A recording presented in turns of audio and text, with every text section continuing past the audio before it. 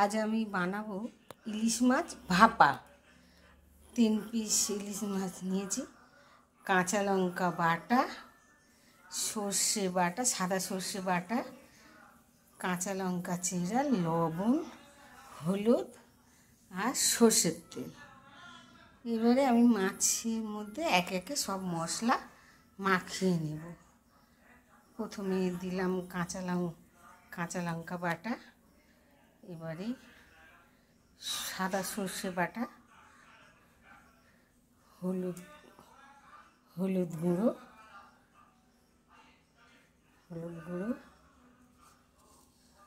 লবণ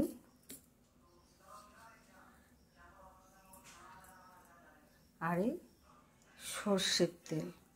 তবে সর্ষের তেলটা একটু বেশি করে দেব, হ্যাঁ, যাতে একটু সর্ষের তেলে ঝাঁঝ আসে, সর্ষের ঝাঁঝটা যাতে পাওয়া যায়।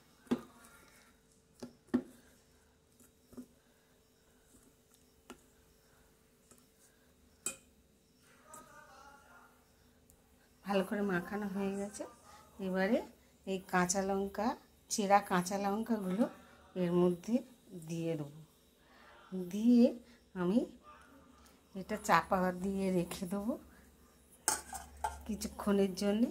তারপর ভাত হয়ে এলে তার ওই ভাতের এর মধ্যে বসিয়ে দেবো, হাঁড়ির মধ্যে। ভাত হতে আর সামান্য একটু বাকি আছে। এইবারে আমি মাছের বাটিটা বসিয়ে দিয়ে একটু ভাপে দেব, কিছুক্ষণ ভাপে দেব।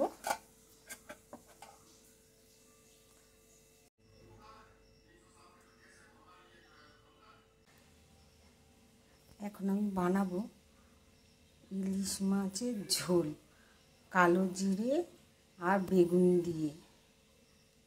তেল গরম হয়ে গিয়েছে, এবার বেগুনটা ভেজে নেব। বেগুনের মধ্যে লবণ হলুদ মাখানো আছে, লাল লাল করে ভেজে নেব বেগুনটা।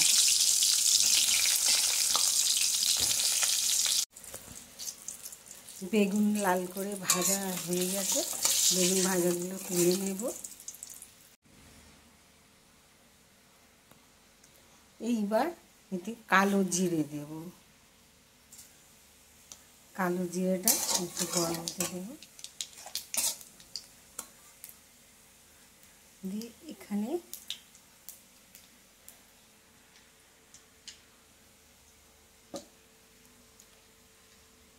বাটিতে সর্ষে হলুদ কাঁচা লঙ্কা বাটা একসাথে গুলে রেখে দিয়েছি, এই জলটা এর মধ্যে ঢেলে দেব।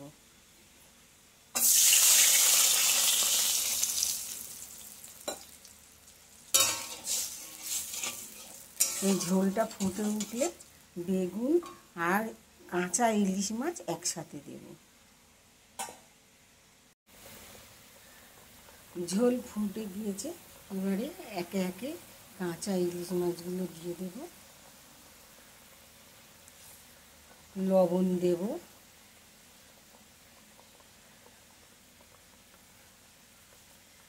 আর বেগুন ভাজাটা দিয়ে দেবো। এবার মাছটা সিদ্ধ হতে দেবো বেশ কিছুক্ষণ, মানে একটু ঝোলটা কমে গেলে তরকারিটা নামিয়ে নেব।